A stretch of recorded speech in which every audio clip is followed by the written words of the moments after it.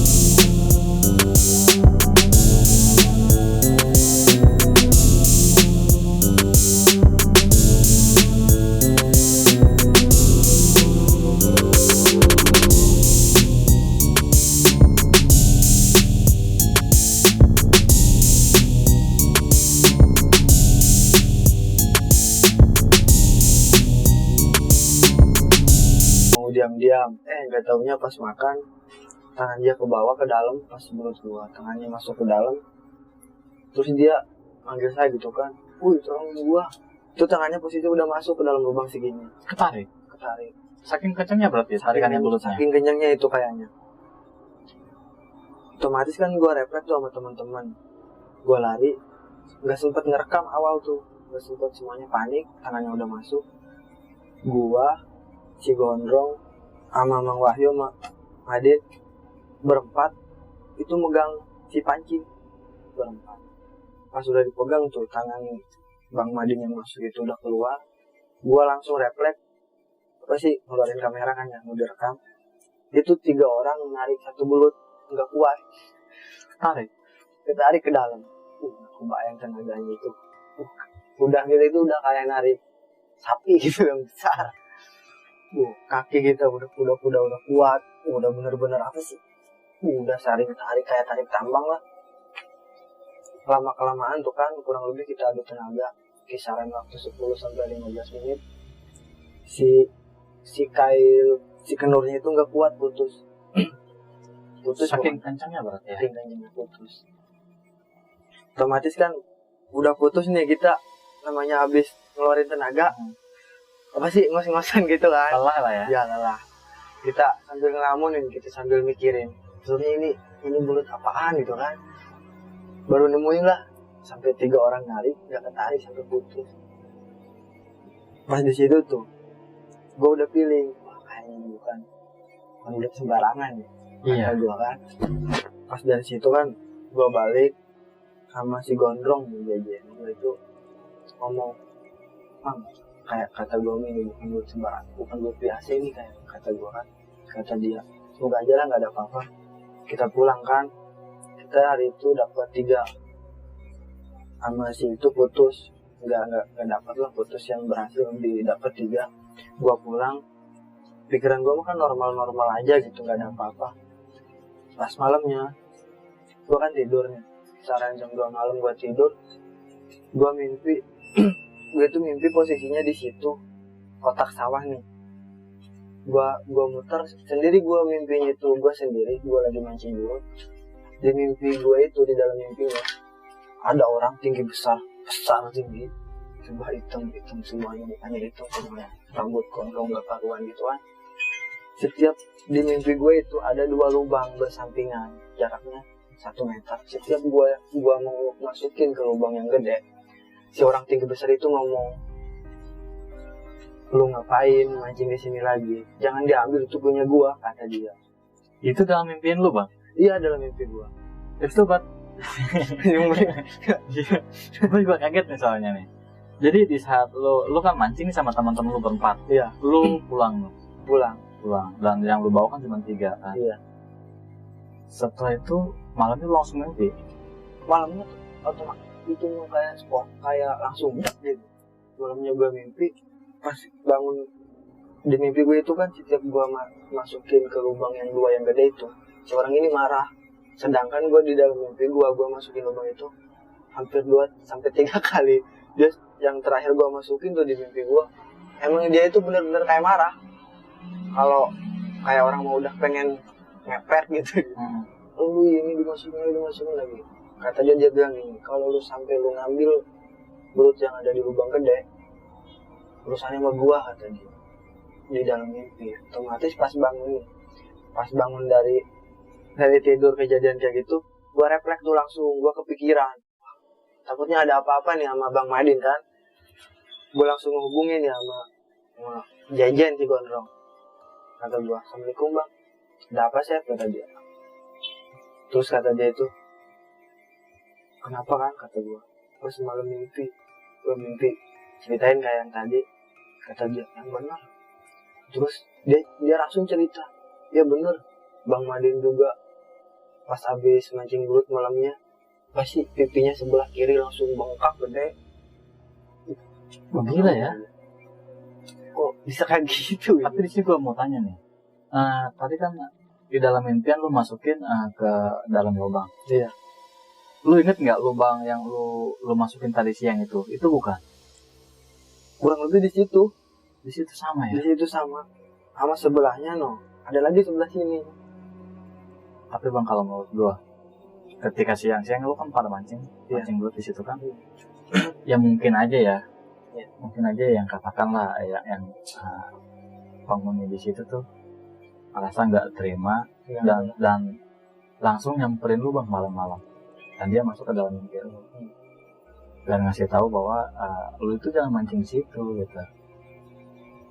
Dan kalau lebih ditegaskan lagi, menurut gua pribadi gini kali Bang ya. Soalnya kan itu kan tuan rumahnya gua, kayak Suhebul Bandnya gitu kan. Ya karena lu kan wilayah deket lah ya rumahnya ya. Pas ketika kata gua juga pernah berangkat, udah dibilangin kata gua, udahlah jangan ngomong aneh-aneh. Di sini itu emang kelihatannya aja gitu, kayak begini enak. Kalau ini mah, makanya pas gua mimpi langsung gua telepon, kata Jajan juga, malamnya dia langsung bengkak. Tapi lu langsung ngeh ya sama teman lu ya? Langsung ngeh, jadi kayak hati gue itu kayak takut ada apa nih sama Bang Madin gitu kan. Pas gue telepon tanyain, emang benar kejadiannya itu kan langsung kan spontan. Pas minggu depannya jangkanya udah seminggu, gue main ke rumahnya, emang masih bengkak tapi udah agak kecil gitu kan. Pas Bang Madin udah sembuh gitu kan, esokannya anaknya yang bengkak. Kayak dia marah banget ya?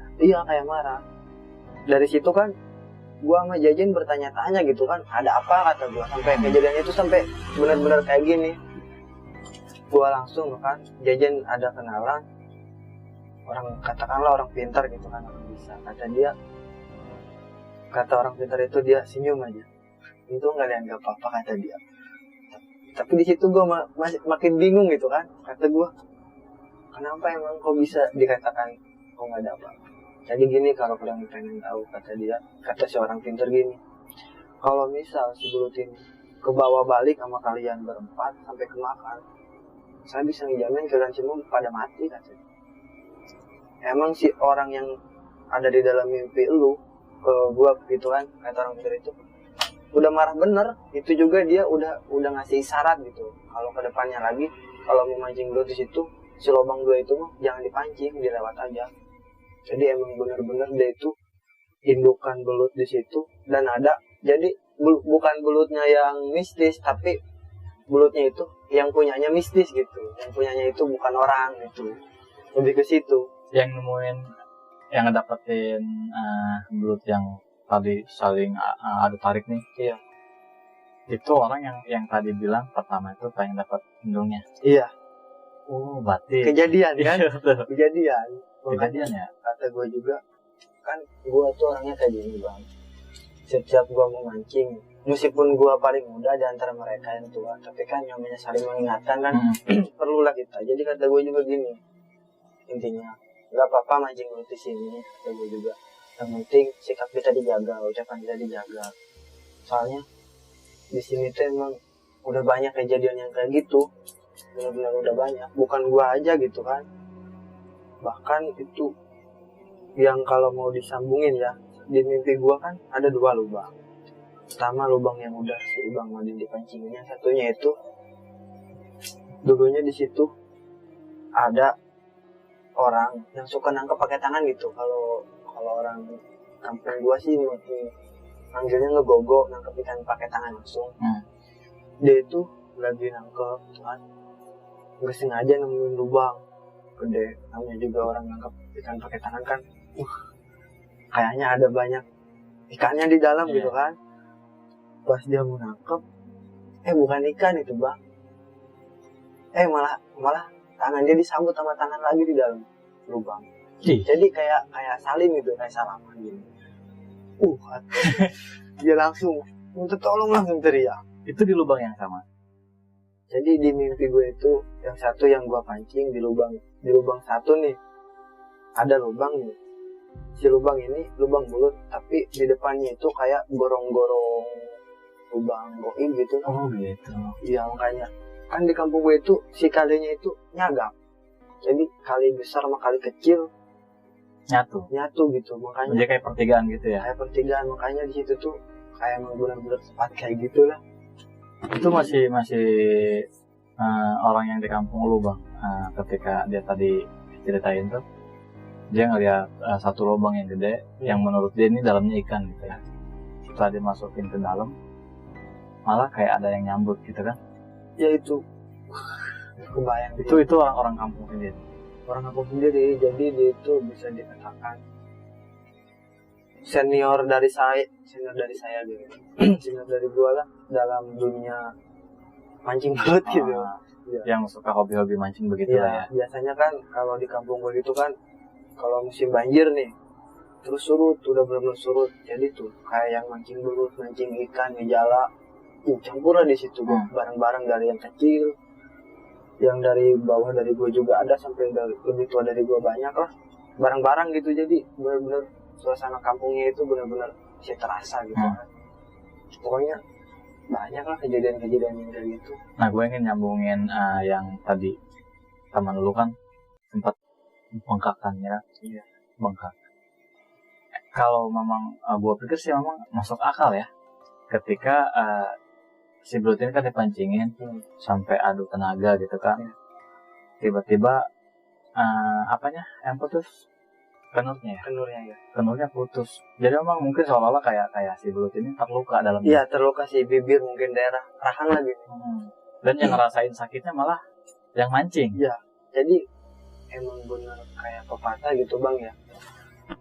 Apa sih? Karma itu ada, emang nyata. Ketika kita nanam kebaikan yang mungkin karmanya kebaikan, taruhlah itu mungkin karmanya kan kita nggak niat jahat, ya mungkin karena ulah ucapan dia sendiri yang nggak dijaga. Iya. Jadi awalnya dia mau mancing, gue mau pengen dapat indungnya yang besar, dia udah dapat, udah nemuin, tapi ya tahu sendiri karmanya. asal siap gitu, asal sanggup. Makanya dari situ juga gue banyak pelajaran gitu kan yang gue dapat. Cuman dianya sendiri yang nggak benar-benar yang nggak sadar. Itu selama dia kan bengkak tuh selama 1 minggu.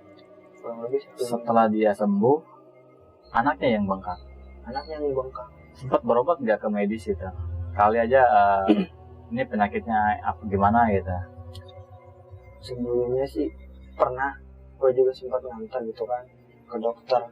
Kata dokter, ya ini mah nggak sakit apa-apa, bingung. Berarti Kan benar. kalau misalkan sakit gigi, kalau atau enggak gusinya bengkak, giginya ada apanya gitu kan, luka. Ini mah enggak luka, tiba-tiba aja bengkak gitu. Berarti kembali ke orang tua yang tadi ditanya itu ya. Iya benar. Kalau ini lu bawa pulang, belum dapat nih, lu bawa pulang, Iya. ya kejadiannya kan seperti itulah gitu kan.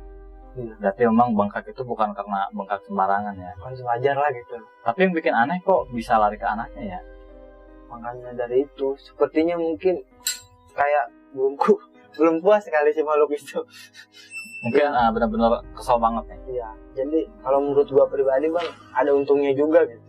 Untung gak ke istrinya, untung gak keluarga Iya yang sih, lain. betul. Masih 2 orang lah gitu kan. Makanya, kata gue juga bang, untung lu gak apa-apa gitu kan. Itu rasanya sakit bang, teman lu bang, di saat dia bengkak gitu. Itu seminggu dia nggak bisa makan, Sakit. cuman minum doang. Jadi makannya juga kayak nasi dicampur sayur, pakai sedotan gitu. Sedot kan dia nggak bisa mangap gitu, karena ini benar-benar bengkak sebelah mukanya. Gila ya. Kata gue juga, parah itu lah. Nah, dan di sini gue ingin kembali ke ini nih, ke tempat nih, gitu. Dan tempat itu udah terbukti lah ya kalau di situ kan mistis.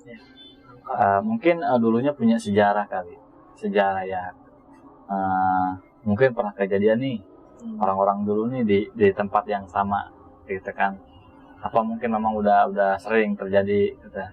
Kalau ini mah dari sepengetahuan gua pribadi aja ya, namanya juga kan gua masih muda, minim pengalaman lah, generasi ke generasi lah. Iya. Kalau emang kebetulan kan hobi gua mancing itu pokoknya kalau bilangnya tentang ikan, tentang mancing belut, paling depan gua kan.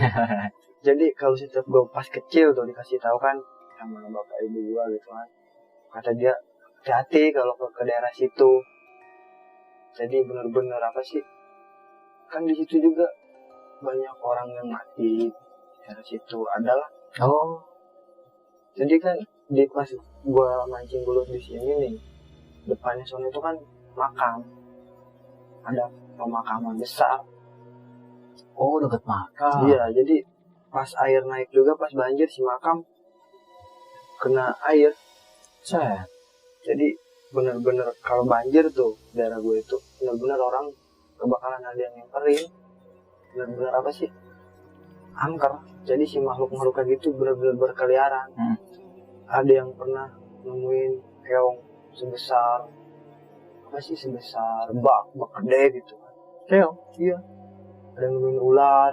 Pokoknya emang daerah situ itu benar-benar angker. Berarti memang dari dulunya udah kedengar banget lah ya.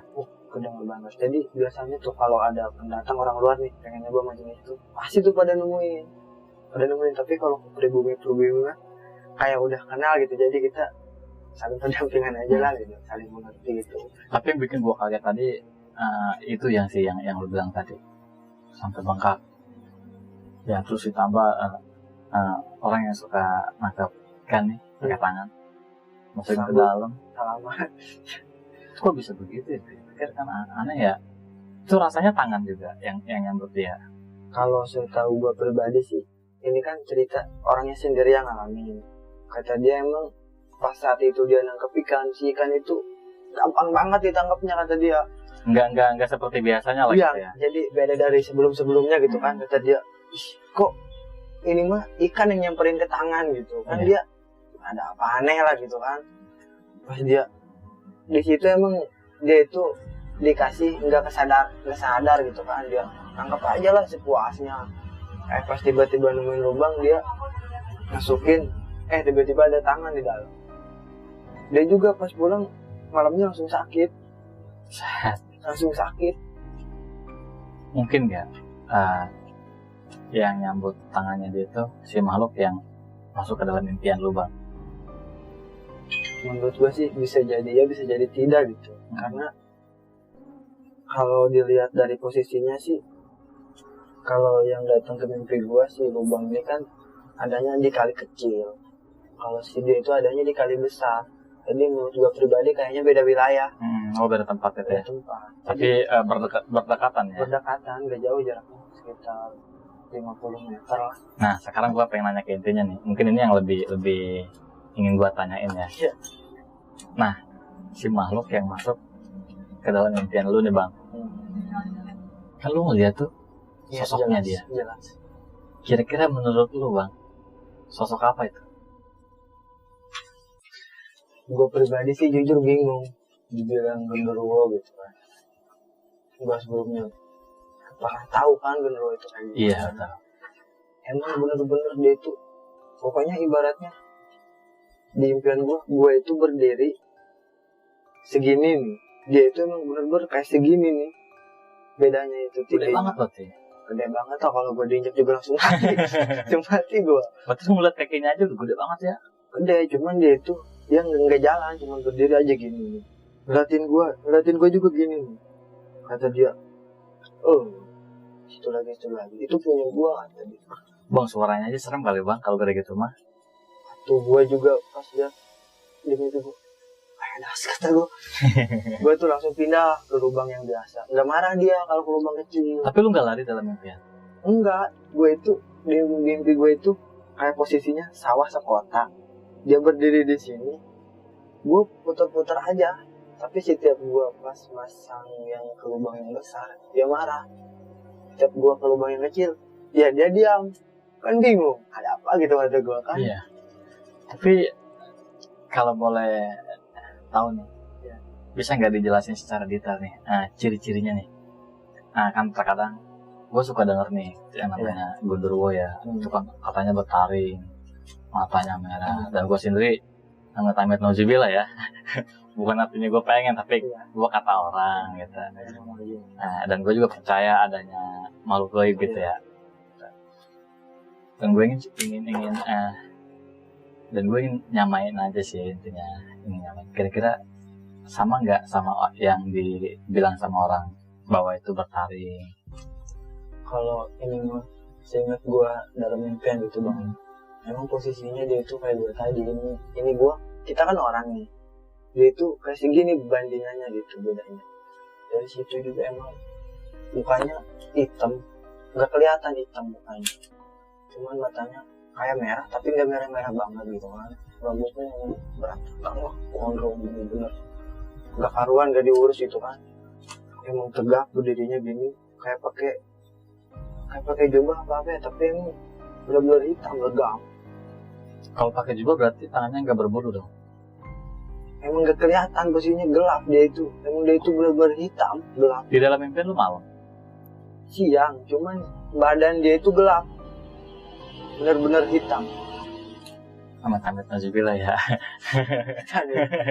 Dalam mimpi aja gua udah takutnya. Bener-bener takut, apalagi ketemu langsung amit-amit ya. Sampai. Oke deh. Oh iya, satu lagi nih. Boleh nggak berbagi saran nih buat teman-teman yang masih muda nih, agar memanfaatkan waktunya lah ya. Memanfaatkan waktunya di usia muda ini dengan cara kayak lu nih bang nih gitu, punya format lele gitu, jadi nggak sia-sia terbuang waktunya gitu. Kira-kira ada nggak saran buat teman-teman? Menurut gue pribadi sih, jujur gue juga bingung bang ya, mau kasih taunya kayak gimana. Ya intinya sih dikit cerita kali ya. Iya, nggak apa-apa. Sebelum gue mulai usaha lele. Iya betul, memang perlu gambaran juga sih. Iya. Jadi kan biasanya yang gue alamin pribadi gitu, gue awalnya itu kendalanya dari modal. Pasti modal lah, sama betul. Modal sama resiko. Iya betul. Berhubung gue juga udah benar-benar matang mikirin sama keluarga, sama saudara gitu kan. Terus kata gue pribadi, kayaknya sih kalau kita mikirin resiko terus gak bakalan maju-maju gitu kan. Emang bener-bener resiko itu kan gimana caranya si resiko itu dibikin nyaman. Gue ngambil contoh kayak gini, rokok itu kan membunuhmu kan tadi gambarnya. Tapi kan kalau kita udah menikmati rokok, yang namanya membunuhmu jadi enjoy aja. Gak kepikiran membunuhmu itu. Namanya juga. Dari situlah gimana caranya kata gue juga si resiko itu dibikin nyaman. Jadi kalau udah nyaman mah ya kita bodo amat, enjoy aja gitu. Nanti juga ada sih solusinya gitu ya. Iya. Yang namanya modal itu balik lagi ke dari kita. Kalau kita emang benar-benar niat, meskipun kita ada modalnya kecil, kalau benar-benar niat Ya kita beli bibit, udah panen ya kita puterin lagi, keuntungan sedikit tambahin gitu aja, nanti juga alhamdulillah berkembang. Kalau boleh tahu nih Bang, nih buat teman-teman nih yang masih muda, sebenarnya usia lu berapa tahun sih Bang? Sebenarnya sih usia gue itu sekarang 23 mau kedua. Berarti kan kedua. Udah punya calon nih Bang? Alhamdulillah sebelum. Kalau ada yang mau mah boleh lah. Buat teman-teman atau mungkin udah kasih buka pintu ya. Dan gue juga sekali lagi gue mau nyampein bahwa Bang Ciplek ini punya konten YouTube namanya Ki Amba Channel. Silakan kalian mampir ke kontennya Bang Ciplek, karena di dalam videonya itu, di dalam channelnya banyak video-video Bang Ciplek tentang memancing belut gitu. Karena memang Bang Ciplek ini hobinya mancing belut, jadi di kontennya Bang Ciplek ini isinya Bang Ciplek sedang memancing belut bersama teman-temannya. Maaf Bang, sebelumnya gue juga kan mau ucapin terima kasih. Iya. Ke lu Bang, udah kedua kalinya gue diundang ke sini lah, Sama-sama. ke kursi panas. Dan gue juga pengen nih izin sama lo nih Bang, kali-kali nih gue diajak nih buat Konten bareng gitu. Iya, jalan bareng nih gue. Iya. Gue ingin tahu nih caranya mancing belut tuh seperti apa. Boleh Kayaknya lah, ntar kapan-kapan kita mancing bareng lah. vlog bareng gitu Iya, ya. ntar habis. Kayaknya asik banget deh Bang. Iya, emang udahlah gampang, kita si mistis kita sampingin dulu lah. Iya. Kita juga butuh hiburan kan. Tapi gue di sini Mancing.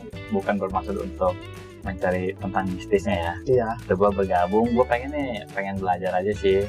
Gue pengen tahu caranya mancing belut tuh seperti apa gitu. Kayaknya seru banget nih kayaknya nih. Atau enggak gue nggak mancing, gue cukup ngeliatin aja. Karena gue takut pas ada yang makan lepas lagi. Karena belum biasa gak. Kalau yang kayak gitu nanti itu urusan yang senior. Iya. Nanti gua. Buat teman-teman yang ingin bertanya-tanya sama Bang Ciplek soal mancing belut, silakan bisa langsung nih lihat atau enggak komen di dalam videonya Bang Ciplek. Gua terima kasih banyak buat teman-teman yang udah nonton video gue sampai selesai. Gua tutup dengan salam. Assalamualaikum warahmatullahi wabarakatuh.